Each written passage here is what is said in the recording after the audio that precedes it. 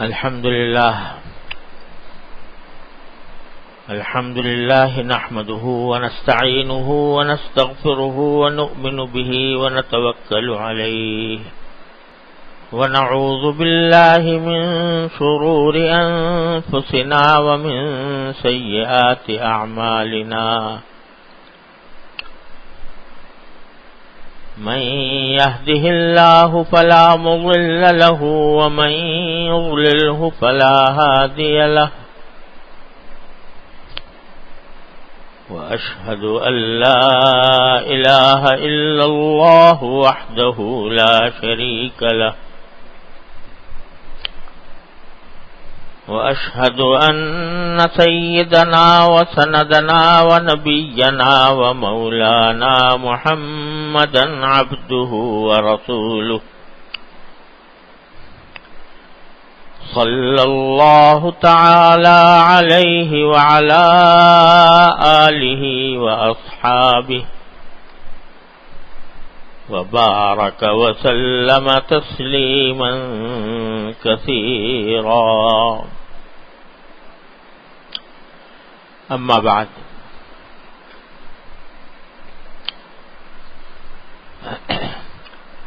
آپ حضرات سے اس مجلس میں کافی عرصے کے بعد ملاقات کا موقع مل رہا ہے۔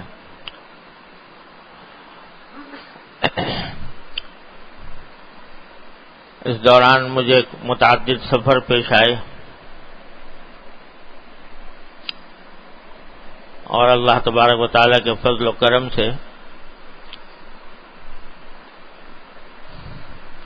ایام حج میں اللہ تبارک و تعالیٰ نے حج کی سعادت بھی عطا فرمائی۔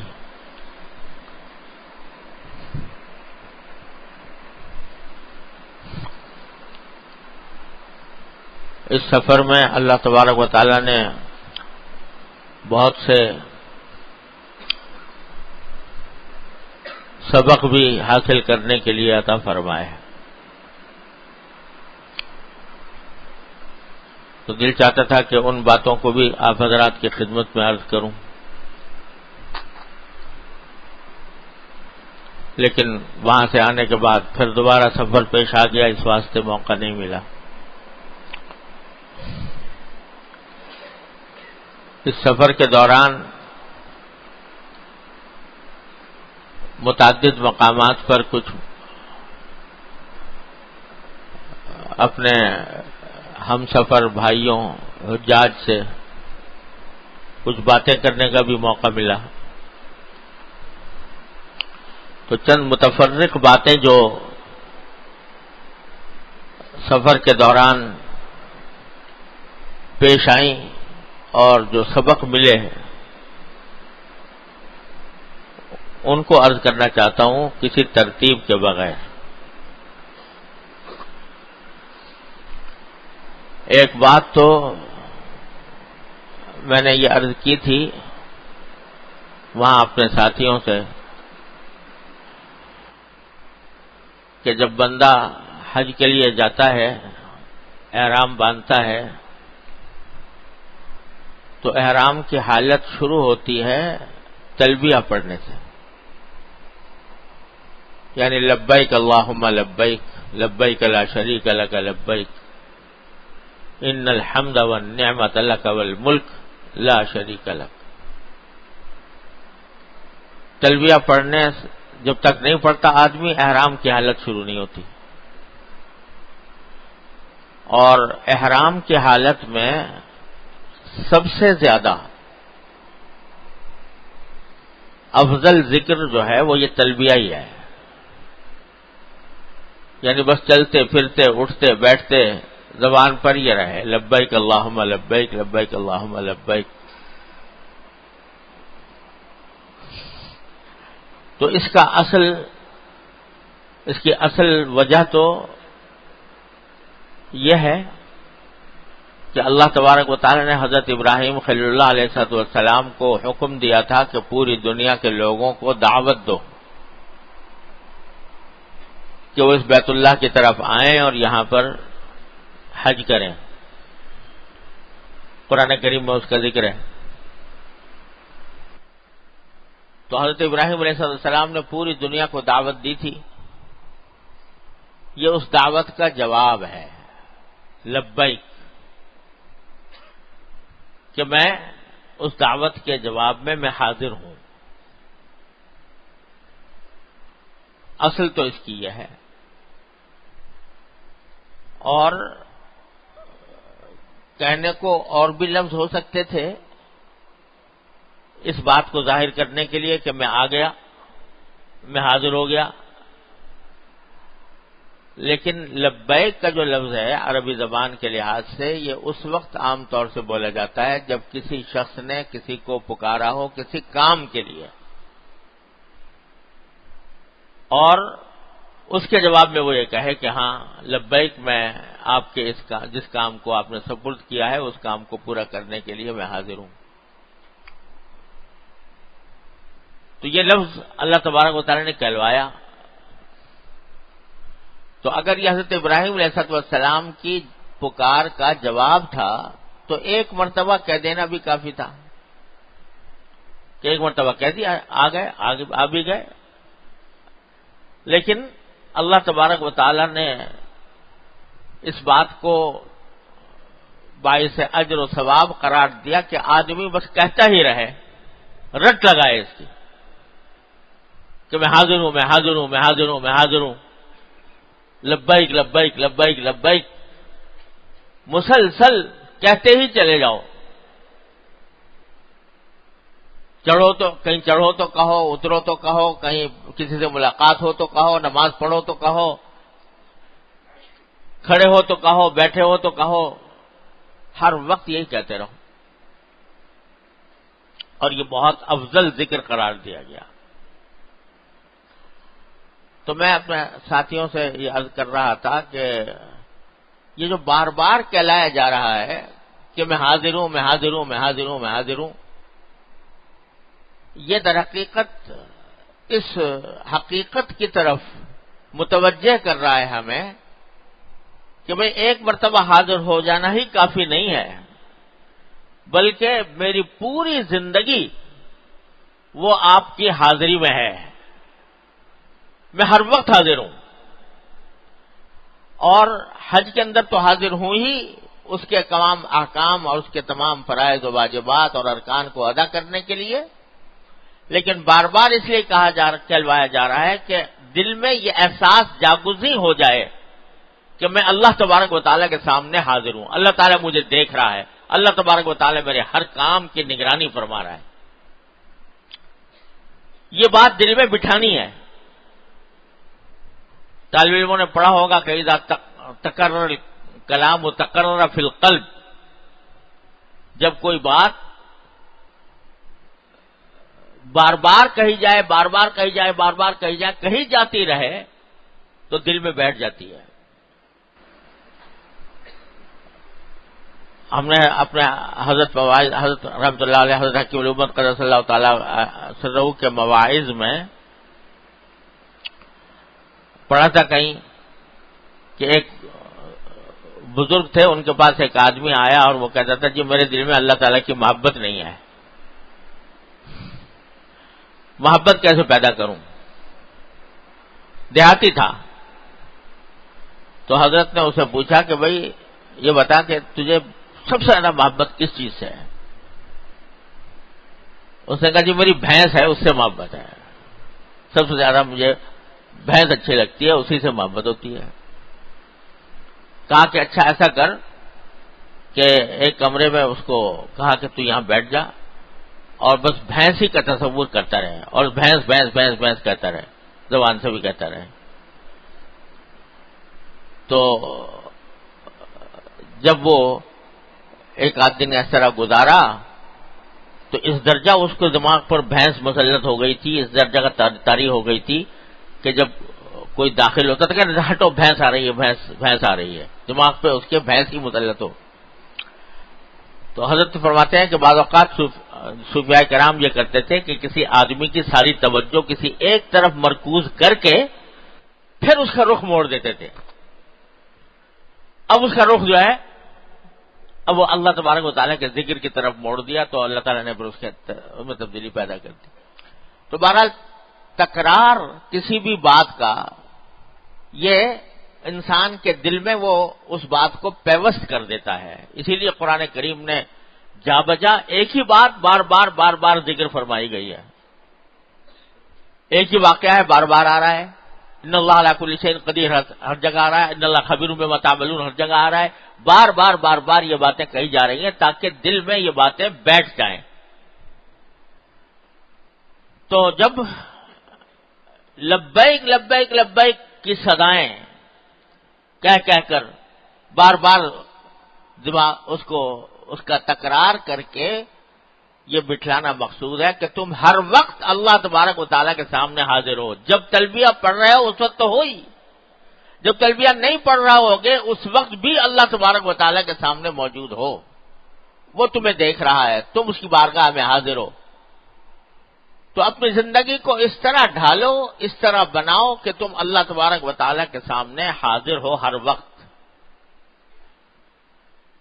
وقت حاضر ہو, اور اس طرح حاضر ہو کہ یہ کہو کہ لا شریک لک, آپ کے سوا کوئی شریک نہیں ہے. حاضری میری صرف آپ کی بارگاہ میں. کوئی ایسا نہیں ہے اس کائنات میں جو ہر وقت مجھے دیکھ رہا ہو. کوئی ایسا نہیں ہے اس کائنات میں جو ہر وقت میری نگرانی کر رہا ہو. کوئی ایسا نہیں ہے کہ جو ہر وقت میرے سامنے موجود ہو اور میں اس کے سامنے موجود ہوں سوائے آپ کے. لا شریک لک لبیک. یہ تصور پیدا کرنا مقصود ہے. جب یہ اللہ تبارک و تعالیٰ یہ تصور عطا فرما دیتے ہیں, اللہ تعالیٰ ہم سب کو اپنے رحمت سے عطا فرماتے ہیں, تو پھر ان تعبد اللہ کأنک تراہ فإن لم تکن تراہ فإنہ یراک کی کیفیت اللہ تبارک و تعالیٰ عطا فرما دیتے ہیں. اس کے ذریعے یہ حاصل ہو, اللہ تبارک و تعالیٰ کی بارگاہ میں حاضری کا تصور دل میں بیٹھ جائے کہ میں ہر وقت اللہ تعالیٰ کے سامنے موجود ہوں, ہر وقت اللہ تبارک و تعالیٰ مجھے دیکھ رہے ہیں. یہ تصور دل میں بیٹھ جائے تو یہی مقصود ہے سارا دین کا, کہ یہ تصور انسان کے دل میں بیٹھ جائے. اگر یہ بیٹھا ہے تو اگر حج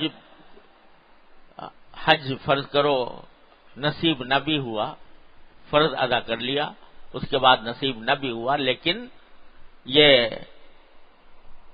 تصور اگر موجود ہے تو انشاءاللہ جو حج کا مقصود تھا وہ اللہ تعالی نے پورا کر دیا, حاصل ہو گیا.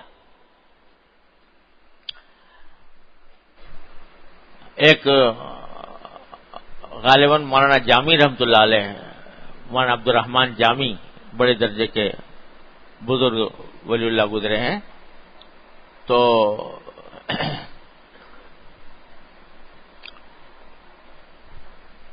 وہ ایک شعر ان کا ہے جو حضرت حکیم الامہ قدس اللہ تعالی سرہ نے اپنے مواعظ میں کئی جگہ نقل کیا ہے. بظاہر عجیب سا لگتا ہے. وہ یہ ہے کہ اے قوم بحج رفتہ کجائید کجائید, اے قوم بحج رفتہ کجائید کجائید, محبوب دری جاس بیائید بیائید. کہ اے حج کو جانے والو کہاں جا رہے ہو, محبوب تو یہاں ہے, یہاں آؤ اور یہاں آؤ. بظاہر تو یہ لگتا ہے کہ حج کو جانے والوں کی معاذ اللہ اس میں کوئی مذمت سی نظر آتی ہے. مقصود یہ نہیں ہے. مقصود یہ ہے کہ یہ حج کے ارکان اور حج کے افعال یہ تو در حقیقت ایک محبوب تک پہنچانے کا ایک ذریعہ ہے. لہذا اگر اس محبوب تک پہنچ رہے ہو پھر تو تمہارا حج بہت اچھا ہے, لیکن اگر وہ وہاں تو چلے گئے لیکن اس محبوب تک نہ پہنچے, اس محبوب کا ذکر دل میں پیدا نہ ہوا, اس کی یاد دل میں نہ بسی, اس کا تصور دل میں نہ جمع, تو وہ حج اتنا وہ حج جو ہے اس کا جو اصل فائدہ ہے وہ تم نے حاصل نہ کیا. یہ مقصود تھا. یہ کہا گیا تھا ان لوگوں کے لیے. مولانا عبدالرحمن جامی رحمۃ اللہ علیہ نے یہ بات کہی تھی در حقیقت ایسے لوگوں کے لیے جو نفلی حج تو کیے جا رہے ہیں، ہر سال نفلی حج، ہر سال نفلی حج، ہر سال نفلی حج، اور اصلاح کی فکر نہیں ہے. اللہ تبارک و تعالیٰ کے سامنے حاضر ہونے کی جو کیفیت، جو تقوی اور اللہ تبارک و تعالیٰ کے ساتھ جو تعلق مضبوط ہونا چاہیے وہ ہے نہیں. تو ان سے کہا تھا کہ اے قوم بحد رفتہ کجائید کجائید، محبوب دنی جاس بیائید بیائید، کہ اس کے جانے سے پہلے اپنا دل تو کر لو صاف، اور اس کو اللہ تبارک و تعالیٰ کی طرف متوجہ تو کر لو. یہ مفہوم تھا. خدا نہ کرے بعض اوقات صوفیاء کرام کی عبارتوں میں ایسی باتیں نظر آتی ہیں جو دیکھنے میں عجیب سی لگتی ہیں کہ گویا حج کرنے والوں کو، حج کی طرف جانے والوں کی ایک طرح سے مذمت ہو رہی ہے، لیکن مقصود یہ نہیں ہے. مقصود یہ ہے کہ حج کا جو اصل مقصود ہے اس کو پہچانو، اور اس کو پہچان کر اپنی زندگی کو اللہ تبارک و تعالیٰ کی رضا کی خاطر بناؤ. اسی لیے بعض صوفیاء کرام سے منقول ہے کہ وہ اپنے مریدین سے یہ کہتے تھے کہ تمہارے لیے حج کو جانے سے بہتر یہ ہے کہ تم شیخ کی خدمت میں کچھ وقت گزارو، تاکہ جب جاؤ تو وہاں کا صحیح فائدہ حاصل کر سکو. تو غرض یہ کہ اس لبیک کی صداؤں نے جو ایک سبق دیا ہے وہ یہ کہ بندہ ہر وقت اللہ تبارک و تعالیٰ کی بارگاہ میں حاضر رہے، اس کی موجودگی کا دل میں احساس جمع رہے. جب وہ جمع رہتا ہے تو پھر انسان اپنی قول و فعل میں، نشست و برخاست میں، چلنے پھرنے میں، ہر ادا میں یہ محتاط ہو جاتا ہے کہ یہ بات جو میں کر رہا ہوں وہ میرے اللہ کو راضی کرے گی یا ناراض کرے گی، وہ مجھے دیکھ رہا ہے. تو یہ بہت بڑا عظیم سبق ہے، اور یہی در حقیقت مقصود ہے سارے مجاہدات، ساری ریاضتوں، ساری روحانی تزکیے کا مقصود اصلی یہ ہے کہ اللہ جل جلالہ کے ساتھ یہ تعلق پیدا ہو جائے کہ وہ مجھے ہر وقت ہر آن دیکھ رہا ہے، میں اس کے نگرانی میں ہوں، یہ احساس پیدا ہو. اللہ تبارک و تعالیٰ اپنے فضل و کرم سے یہ پیدا کر دے، اور یہ پیدا ہوتا ہے اللہ والوں کی صحبت سے، اور صحبت کو درست کرنے سے، اور اپنے اعمال کا جائزہ لیتے رہنے سے، کہ رفتہ رفتہ آدمی یہ اپنے دل میں کانٹا لگا لے کہ میں یہ بات جو منہ سے نکال رہا ہوں یہ اللہ کو ناراض تو نہیں کرے گی، یہ قدم جو اٹھا رہا ہوں یہ ناراض تو نہیں کرے گا، یہ جو میں عمل کر رہا ہوں یہ کہیں اللہ تبارک و تعالیٰ کو ناراض تو نہیں کرنے والا. کون سا کام ایسا ہے کہ جو اللہ تعالیٰ کو راضی کرے گا، جس کے بعد میں آپ اللہ کے سامنے جب حاضر ہوں گا تو سرخروئی کے ساتھ حاضر ہوں گا. یہ تصور جمانے کی کوشش کی جائے. یہ بار بار پہلے بھی عرض کرتا رہا ہوں کہ اپنی سوچ کا رخ تبدیل کیا جائے. ہر وقت جو دل رات یہی دنیا کے نفع نقصان اور دنیا کے گھاٹے اور دنیا کے فائدے کے اوپر دل و دماغ گھوم رہا ہے، اس کی تصورات کو ذرا سا ہٹا کر اس طرف متوجہ کیا جائے کہ کون سا اللہ تعالیٰ کو کہ بارگاہ میں حاضر ہونے کے بعد اس کی خوشنودی کس طرح حاصل ہو، اس کی جنت کس طرح حاصل ہو، اس کی جنت کی نعمتیں کس طرح حاصل ہوں، اس طرف متوجہ کیا جائے. اپنی سوچ میں بھی، اپنی گفتگو میں بھی، اپنی مجلسوں میں بھی. اللہ تبارک و تعالی ہمیں اس کی توفیق عطا فرمائے. ایک بات تو یہ. دوسری بات یہ کہ حج کا پورا عمل اگر دیکھو تو دو چیزیں اس میں نمایاں نظر آتی ہیں. ایک یہ کہ انسان نے اپنے دماغ میں جو عقل کے بت پالے ہوئے ہیں ان کو اللہ میاں نے قدم قدم پر توڑا. اگر عقل سے جائزہ لے کے دیکھو تو حج کا کوئی عمل بھی عقل کے مطابق نظر نہیں آتا. اتنا سارا مجمع ہے، لاکھوں کا 20 لاکھ 25 لاکھ 30 لاکھ افراد جو ہیں وہ جمع ہیں اور ایک چکر کاٹ رہے ہیں کسی گھر کے ارد گرد، چکر کاٹ رہے ہیں، اسی میں ساری توانائیاں اسی میں صرف ہو رہی ہیں، سارے طریقے اسی کے لیے اختیار کیے جا رہے ہیں کہ اس میں اس گھر کے کس طرح چکر کاٹیں. 2 پہاڑیاں ہیں ان کے درمیان دوڑ رہے ہیں. کوئی پوچھو بھائی کہاں بھاگے جا رہے ہو، کس لیے، آخر وہاں جا کے کیا حاصل ہوگا؟ کوئی سفر ہے، جب مروہ تک جاؤ گے تو مروہ پہ جا کے کیا تمہیں مل جائے گا، اور مروہ سے جب سفر پہ آؤ گے تو کیا مل جائے گا؟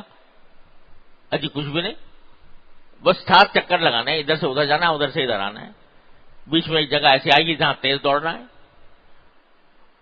ارے بھائی کیا مقصد، کیا اس کا، کیوں دوڑ رہے ہو؟ تو کیوں کا جواب کسی کے پاس ہے نہیں. اتنی سی بات ہے کہ بھائی حضرت حاجرہ رضی اللہ تعالی عنہا وہ پانی کی تلاش میں دوڑی تھی یہاں پر. اچھا بھائی دوڑی تھی، 5000 سال بیت گئے اس کو، وہ پانی کی تلاش میں دوڑی تھی، پانی نہیں مل رہا تھا، اس کو تلاش کرنے کے لیے دوڑی. تم کیوں دوڑا جا رہے ہو؟ تمہارے تو پانی کے ذخیرے گھر میں رکھے ہوئے موجود ہیں. وہ زمزم جو اس وقت نکلا تھا وہ تمہارے پاس یہاں موجود ہے، اس کے نل لگے ہوئے ہیں، اس کے کولر رکھے ہوئے ہیں، وہاں سے لے کے پانی پی سکتے ہو. تم کیوں دوڑ رہے ہو خامخواہ؟ تو اس کا کوئی جواب ہے نہیں. اچھا بھائی چلو 8 تاریخ آ گئی، مسجد حرام کے اندر رہ رہے تھے، وہاں پر مسجد حرام میں 1 لاکھ نمازوں کا ثواب، ایک نماز کا ثواب مل رہا تھا.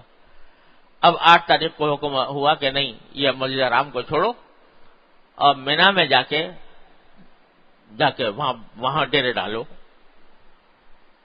بھائی کیا کریں وہاں پر؟ کچھ بھی نہ کرو، 5 نمازیں پڑھو وہاں جا کے.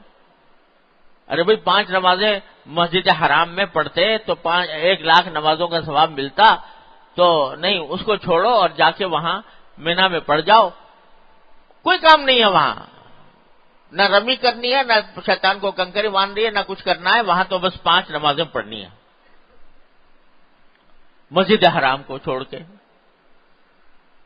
تو کیا بتایا کہ نہ مسجد حرام میں کچھ رکھا ہے، نہ کعبے کے اندر اپنی ذات میں کچھ رکھا ہے. جو کچھ ہے وہ ہمارے حکم میں ہے. جب تک ہم نے کہا تھا کہ یہاں 1 لاکھ نمازوں کا ثواب ہے، 1 لاکھ نمازوں کا ثواب تھا، جب ہم نے کہہ دیا کہ وہاں صحرا میں جا کے ڈیرے ڈالو، تو اب اجر و ثواب سارا منتقل وہاں ہو گیا. کوئی آدمی کہے کہ نہیں جی میں تو وہیں رہوں گا، 1 لاکھ نمازوں کا ثواب حاصل کرنے کے لیے حرم میں رہوں گا، مینا نہیں جاؤں گا، تو بجائے ثواب کی الٹا گناہ ہوگا. وہاں سے عرفات، چلو مینا جو تھا نا وہ حدود حرم میں داخل ہے، حدود حرم میں، اور حدود حرم میں صحیح قول یہ ہے کہ حدود حرم کے اندر بھی نمازوں کا ثواب 1 لاکھ کے برابر ملتا ہے، حدود حرم کے اندر بھی، چاہے مسجد حرام نہ ہو. اب اگلے دن کہتے ہیں وہاں سے بھی نکلو، حرم سے بھی نکلو. عرفات حدود حرم سے باہر ہے. اب تک تم ملتزم تھے، چپٹ کے مانگ رہے تھے، کعبے کے دروازے سے کھڑے ہو کے مانگ رہے تھے، اور غلاف کعبہ کو پکڑ کے مانگ رہے تھے، میزاب رحمت کے نیچے کھڑے ہو کے مانگ رہے تھے. اب اتنی دور جا کے مانگو، ایسی جگہ مانگو جہاں حدود حرم بھی ختم ہو چکی. اب جو کچھ لینا ہے وہاں آ کے لو عرفات میں. تو بتلانا یہ منظور ہے اس سارے عمل سے کہ عقل سے کچھ نہیں، جو کچھ اجر ہے، جو کچھ ثواب ہے، جو کچھ فضیلت ہے، وہ ہمارے حکم کی تعمیل میں ہے. ہم جو کہیں وہ کرو، اور اس کرنے کے اندر کیوں کو دخل نہ دو کہ کیوں کروں، کیوں چکر لگاؤں، کیوں صفا مروہ کے درمیان دوڑوں، کیوں حرم چھوڑ کے مینا جاؤں، کیوں مینا چھوڑ کے عرفات جاؤں. کیوں کا دخل نہیں. جب حکم آ گیا تو بندے کا کام یہ ہے کہ اس حکم کی اتباع کرے اور چون و چرا کا دروازہ بند کر دے. یہ سکھایا جا رہا تھا. تو دین کی حقیقت واضح فرمائی گئی ہے ان سارے افعال کے ذریعے. اب مینا میں اندازہ لگاؤ کہ 30 لاکھ آدمی حرم سے منتقل ہو رہے ہیں مینا، اور مینا سے منتقل ہو رہے ہیں عرفات، عرفات سے مزدلفہ، مزدلفہ سے پھر مینا، مینا سے پھر حرم. 30 لاکھ کا شہر گردش میں ہے، جس کے اوپر اربوں روپیہ خرچ ہو رہا ہے. کس لیے؟ کہ وہ پتھر لگے ہوئے ہیں وہاں پر جا کر کنکریاں مارنا ساتھ، اس کام کے لیے. کوئی ذرا اس کو عقل کی میزان میں تول کے دیکھے کہ اربوں روپیہ لاکھوں انسان اس کام کے لیے خرچ کر رہا ہے کہ کنکری مارنی. بہت خوش ہو رہے ہیں جس دن مار لی 7 کنکری، الحمدللہ میں نے رمی کر لی. بھئی کیا کر لیا؟ اس 7 کنکریاں وہاں جا کے پھینک دی، بس اسی پہ خوش ہے، اسی پر ہر آدمی جو ہے پوچھا بھی تم نے کر لی، تم نے مار دی، تمہاری کیسی ہوئی، تمہاری کیسی ہوئی. اسی کے اوپر سارا نظام چل رہا ہے. تو بتلانا یہ منظور ہے کہ اللہ تبارک و تعالیٰ کا حکم ہے جو در حقیقت ہر معاملے کے اندر اللہ تعالیٰ کے حکم کے آگے سر جھکا دینا، یہ ہے بندگی، یہ ہے بندگی. اور یہی مطلوب ہے بندے سے کہ جو کہا جا رہا ہے وہ کرے. کیوں کہا جا رہا ہے، کیوں کا سوال بندے کا کام نہیں ہے. یہ جس کی بندگی کی جا رہی ہے، جو حکم دے رہا ہے، اس کا کام ہے کہ یہ کہے کہ کیوں، میں نے کیوں حکم دیا وہ جانے. میرا کام یہ ہے کہ میں کروں. اللہ اکبر کبیرہ. حضرت میں نے اپنے شیخ سے ایک واقعہ سنا تھا، بڑا سبق آموز ہے. محمود غزنوی مشہور بادشاہ گزرے ہیں مسلمان، بڑی فتوحات بھی کی انہوں نے، اور سومناتھ کا مندر پاش کیا. ان کا ایک غلام تھا، ایاز کے نام تھا اس کا، مشہور ہے ایاز، اور بڑا وفادار غلام تھا. تو محمود غزنوی جو ہیں وہ ان کو بہت اپنے قریب رکھتے تھے اور ہر معاملے میں ان کو آگے بڑھایا کرتے تھے. تو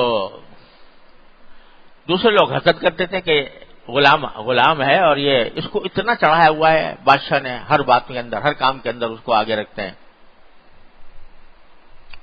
یہاں تک کہ جو وزراء ہوتے تھے، وزراء عمرا، ان سے بھی اس کی بات کو اونچا رکھا کرتے تھے محمود. تو ایک مرتبہ یہ کچھ لوگوں نے کہا بھی کہ آپ نے تو ان کو بہت سر چڑھا رکھا ہے، بڑے بڑے امیروں اور وزیروں سے بھی ان کا درجہ بڑھا رکھا ہے.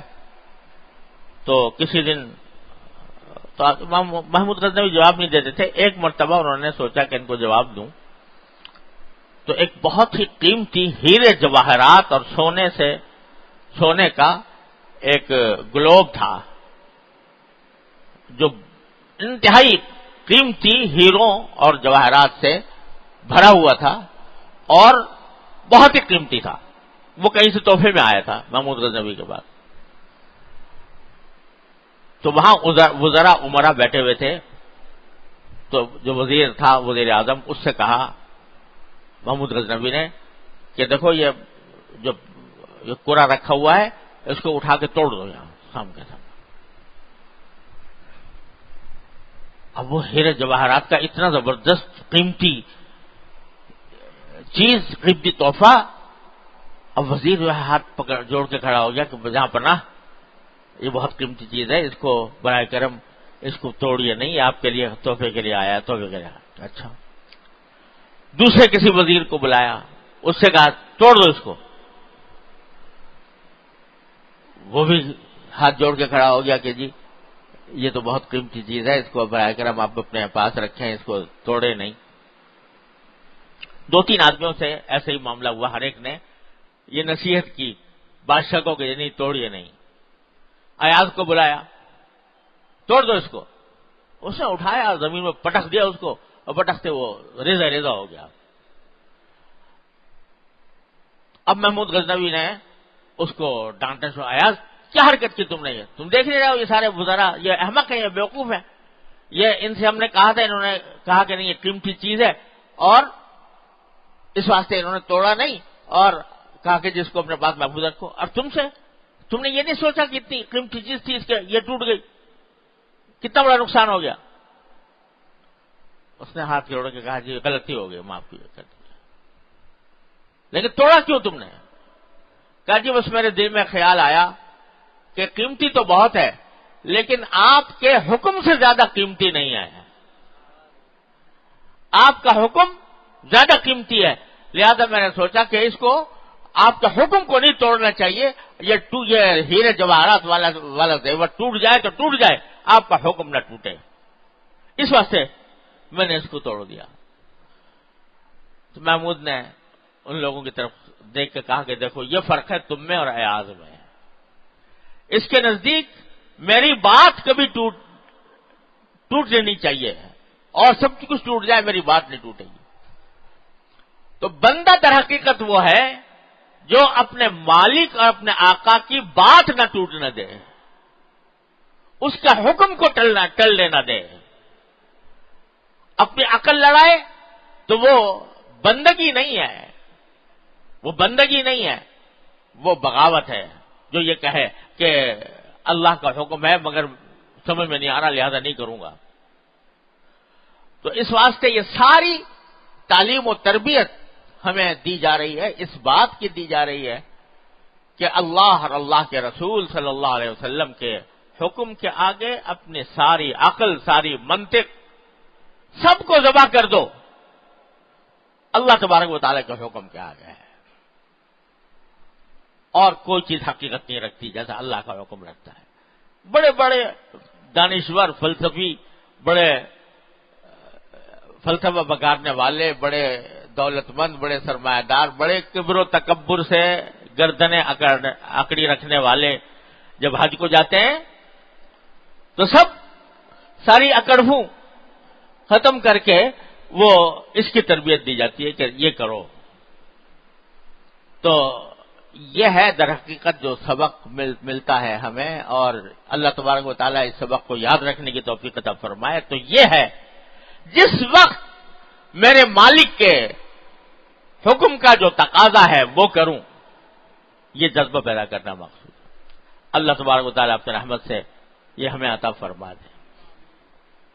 تیسری بات یہ کہ اللہ میاں نے حج کی عبادت ایسی رکھی ہے کہ جیسے میں نے عرض کیا نا کہ عقل کو توڑ دیا, منطق کو توڑ دیا, حکمتوں مصلحتوں کو توڑ دیا, اسی طرح انسان کے ارادوں کو اور منصوبوں کو یہاں پر توڑا جاتا ہے. طریقہ ہی کچھ ایسا رکھا ہے اللہ میاں نے کہ کسی انسان کا کوئی منصوبہ نہیں چلتا. کیسے ہی پلاننگ کر لو, کیسے ہی منصوبے بنا لو, لیکن کہیں نہ کہیں جا کے ایسے اٹکو گے کہ سارے منصوبے دھرے رہ جائیں گے. اب یہ 30 لاکھ کا شہر ادھر سے ادھر گھوم رہا ہے. جب مینا سے واپس آ کر, عرفات سے واپس آ کر مینا میں مقیم ہو گئے تو وہاں پر 10, 11, 12 میں رہنا ہے, اور پھر بعد میں واپس مکہ مکرمہ جانا ہے. طواف زیارت کا حکم ہو گیا کہ بیچ میں طواف زیارت کر کے آؤ. ارے بھائی پہلے چلے جاتے 9 کو تاریخ کو, پہلے جب آ رہے تھے تو کر کے آ جاتے, 12 کے بعد جا کے وہاں کر لیتے. نہیں, مینا میں قیام کے دوران جاؤ اور وہاں جا کے زیارت کر کے واپس, طواف زیارت کر کے واپس آؤ. اب یہ ایسی چیز ہے کہ جس کا کوئی منصوبہ نہیں بنایا جاتا. جتنے حج کرانے والے ہیں نا, یہاں آ کے سب ہتھیار ڈال دیتے ہیں. بڑی بڑی راحتوں کا انتظام کرنے والے مینا جائیں گے تو ایسی بس میں جائیں گے, اور وہاں ٹھہریں گے تو فلاں خیمے میں ٹھہریں گے, اور عرفات میں یہ انتظام ہوگا, اور مزدلفے میں یہ ہوگا. لیکن طواف زیارت کرانے سے سب عاجز ہیں. کوئی ایسا حج کرانے والا گروپ نہیں ہے جو آدمی کو طواف زیارت کرانے کی بھی ذمہ داری لے لے. یہاں تک کہ حکومت بھی, ہم نے حکومت کے تحت بھی حج کیا ہے, رابطہ عالم اسلامی کے تحت. بڑے اور سارے انتظامات تھے, لیکن یہ طواف زیارت ہمارے بس سے باہر ہے. تم خود کرو جا کے, اور خود ہی کر کے واپس آؤ. تو اس میں آدمی کے منصوبے بھی توڑے جا رہے ہیں، محنت اور مشقت کی عادت ڈالی جا رہی ہے۔ تو بتایا منظور ہے کہ یہ سمجھنا کہ بس ساری زندگی ہری ہری ہی چگیں گے اور کبھی کوئی مشکل پیش نہیں آئے گی، یہ جس کے دماغ میں خبط ہو وہ نکال دے یہ خبط، اور اللہ تبارک و تعالیٰ کے فیصلے پر راضی ہو۔ ناگوار باتیں پیش آئیں تو اللہ تبارک و تعالیٰ کے فیصلے پر راضی ہو کر اسے برداشت کریں، یہ عادت بھی ڈالی گئی ہے۔ اور بھائی آخری بات یہ ہے کہ الحمدللہ اللہ تعالیٰ تبارک و تعالیٰ کے فضل و کرم سے ہر سال لاکھوں مسلمانوں کو توفیق ہوتی ہے حج کی عظیم الشان عبادت انجام دینے کی، یہ سبق بھی ملتے ہیں۔ لیکن ایک چیز جو ہر ہمیشہ تکلیف کا باعث بنتی ہے اور جس کی وجہ سے دل کڑتا ہے اور رنجیدہ ہوتا ہے، وہ یہ کہ یہی جو آداب معاشرت ہیں جن کی کتاب میں نے پڑھنی شروع کی تھی، اس کا ستیہ ناش کیا ہوا ہے لوگوں نے۔ تربیت ختم ہو گئی اور اسلام کے جو احکام معاشرت سے متعلق تھے، حج کا ایک اہم فائدہ یہ ہونا چاہیے کہ جب اکٹھے مسلمان سفر کرتے ہیں تو آپس میں ساتھ رہنے کے آداب اور اس کے طریقے شریعت کے مطابق ہوں، سنت کے مطابق ہوں۔ افسوس ہے کہ وہ مسلمانوں نے بالکل ہی نظر انداز کر رکھا۔ اکثریت ایسی ہے کہ جو ان آداب سے نہ صرف یہ کہ یا تو ناواقف ہے یا اس کو دین کا حصہ ہی نہیں سمجھتی۔ ایک بھیڑ ہے غیر منظم اور وہ اس کی پرواہ نہیں ہے کہ میری ذات سے کسی کو تکلیف پہنچ رہی ہے، کسی کو دھکا لگ رہا ہے، کسی کی جان کو خطرہ لاحق ہو گیا ہے، اس بات کی کوئی فکر نہیں۔ مینا کے اندر جا کے دیکھو، حکومت نے تو اپنی طرف سے بیچاری نے بہت کچھ انتظامات کر رکھے ہیں، لیکن وہاں جا کر دیکھو تو راستوں کے اندر ڈبے پڑے ہوئے ہیں، پانی کی بوتلیں پڑی ہوئی ہیں، چھلکے پڑے ہوئے ہیں اور بھرا ہوا ہے۔ حالانکہ ایسی جگہ موجود ہے جہاں ان کو ڈالا جا سکتا ہے، اس کی فکر نہیں، اور اس کے نتیجے میں حادثات ہوتے ہیں۔ یہ اللہ بچائے جو حادثہ مینا کا پیش آیا، اتنا المناک حادثہ کہ جس میں 1000 سے زیادہ افراد جو ہیں شہید ہوئے۔ ابھی تک اس کے صحیح اسباب کی اگرچہ تحقیق پوری نہیں ہو سکی، اللہ ہی جانے کیا اسباب پیش آئے تھے، لیکن اس کا ایک بڑا سبب یہ بد نظمی اور آداب معاشرت کا خیال نہ رکھنا۔ حجر اسود کے اوپر ایک ڈھینگا مشتی ہے، ایک ڈھینگا مشتی لگی ہوئی ہے، اور حجر اسود کا بوسہ لینے کی خاطر لوگوں کو دھکے دیے جا رہے ہیں۔ پرواہ نہیں ہے کہ عورتوں مردوں کا اختلاط ہو رہا ہے، ایک دوسرے کو دھکے دیے جا رہے ہیں، خدا جانے کیا طوفان بدتمیزی وہاں پر مچایا جاتا ہے۔ یہ اس لیے جو میں پہلے دن آپ سے عرض کیا تھا کہ معاشرت کو دین کا حصہ ہی نہیں سمجھا گیا۔ یہ سمجھتے ہیں یہ کوئی فضول چیز ہے یا اس کا دین سے کوئی تعلق نہیں ہے، حالانکہ ہمیں اللہ تعالیٰ نے وہ دین عطا فرمایا کہ جس میں ہر چیز میں نظم و ضبط کی تعلیم دی گئی ہے۔ نماز میں کھڑے ہوتے الحمدللہ سب بنا لیں گے، سب بنا کے کھڑے ہوں گے۔ یہ تعلیم دی جا رہی ہے کہ تم اپنے ہر چیز میں نظم و ضبط پیدا کرو، لیکن وہاں نہیں ہے۔ اس کا نتیجہ یہ ہے کہ تکلیفیں ہوتی ہیں، لوگوں کو بیمار ہو جاتے ہیں، حادثات پیش آ جاتے ہیں، زخمی ہو جاتے ہیں لوگ۔ اور تو یہ فکر عام کرنے کی ضرورت ہے اپنے معاشرے کے اندر کہ ہر مسلمان چاہے وہ جاہل ہو یا عالم ہو، عامی ہو یا تعلیم یافتہ ہو، اس کو یہ فکر ہو کہ میرے کسی عمل سے کسی دوسرے کو ادنا تکلیف نہ پہنچے اور میں نظم و ضبط کے ساتھ اپنی زندگی گزاروں۔ اللہ تعالی نے یہ حج در حقیقت اس میں ایک فائدہ اس کا یہ بھی تھا کہ اجتماعی حالت میں نظم و ضبط کی تعلیم و تربیت دی جائے۔ مگر اس سے ہم لوگ بالکل کورے ہیں۔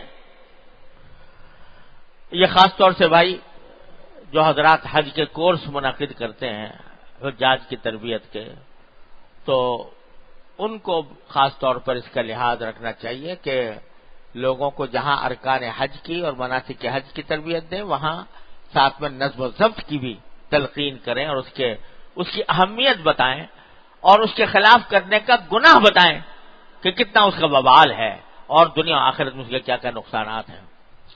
اللہ تبارک و تعالیٰ اپنے فضل و کرم سے اس کی توفیق عطا فرمائے۔ اور یہ کتاب جو میں نے شروع کی تھی انشاءاللہ پھر اللہ نے زندگی دی تو اس کو آگے جاری رکھیں گے، وہ اسی لیے دی تھی کہ معاشرت کے آداب کو دین سے بالکل خارج کر لیا گیا ہے، دین سے اس کا تعلق قطع کر دیا گیا ہے، اس کی وجہ سے بے شمار مسائل کا ہم شکار ہیں۔ اللہ تبارک و تعالیٰ اپنے فضل و کرم سے اپنی رحمت سے ہم سب کو اس کی توفیق عطا فرمائے۔ تو بھئی خلاصہ آج کی گفتگو کا یہ ہے کہ ہم میں سے ہر شخص اس دھیان کو اپنے اندر پختہ کرنے کی کوشش کرے کہ وہ ہر وقت اللہ جل جلالہ کی نگاہ میں ہے، میں اس کی بارگاہ میں حاضر ہوں، اور اللہ تبارک و تعالیٰ کے احکام کی تعمیل ہر حالت میں، چاہے سمجھ میں آئے یا نہ آئے، دل لگے یا نہ لگے، لیکن اللہ تعالیٰ کے حکم کی تعمیل ہر حالت میں کروں گا، اس کا عزم کریں۔ اور اسی کا ایک حصہ یہ ہے کہ اس میں راستے میں اگر کوئی تکلیف ہو اس مشقت کو برداشت کرے اور اپنی زندگی کو نظم و ضبط کا پابند بنائے، شریعت کے معاشرت کے احکام کی پوری رعایت رکھے۔ اللہ تبارک و تعالیٰ اپنے فضل و کرم کی رحمت سے ہم سب کو اس کی توفیق عطا فرمائے۔ اللهم صل على سيدنا مولانا محمد وعلى ال سيدنا مولانا محمد كما صليت على ابراهيم وعلى ال ابراهيم انك حميد مجيد۔ ربنا ظلمنا انفسنا وان لم تغفر لنا وترحمنا لنكونن من الخاسرين۔ ربنا آتنا في الدنيا حسنة وفي الآخرة حسنة وقنا عذاب النار۔ ربنا اغفر لنا ذنوبنا وإسرافنا في أمرنا وثبت أقدامنا وانصرنا على القوم الكافرين۔ اللهم وفقنا لما تحب وترضى من القول والفعل والعمل والنية والهدي إنك على كل شيء قدير۔ یا ارحم الراحمین اپنے فضل و کرم اپنی رحمت سے ہمارے تمام گناہوں کو معاف فرما۔ یا اللہ ہمارے اعمال و اخلاق کی اصلاح فرما۔ یا اللہ ہمیں سیدھے راستے پر چلنے کی توفیق عطا فرما۔ یا اللہ ہمیں اپنے دین کی صحیح سمجھ عطا فرما، اس پر عمل کی توفیق عطا فرما، اس پر استقامت عطا فرما۔ یا اللہ اپنے رحمت سے اپنے فضل و کرم سے اپنی ذات کے ساتھ ہمارا تعلق مضبوط سے مضبوط تر بنا دیجیے۔ یا اللہ ہمیں تعلق مع اللہ کے مضبوط تعلق مع اللہ عطا فرمائیے۔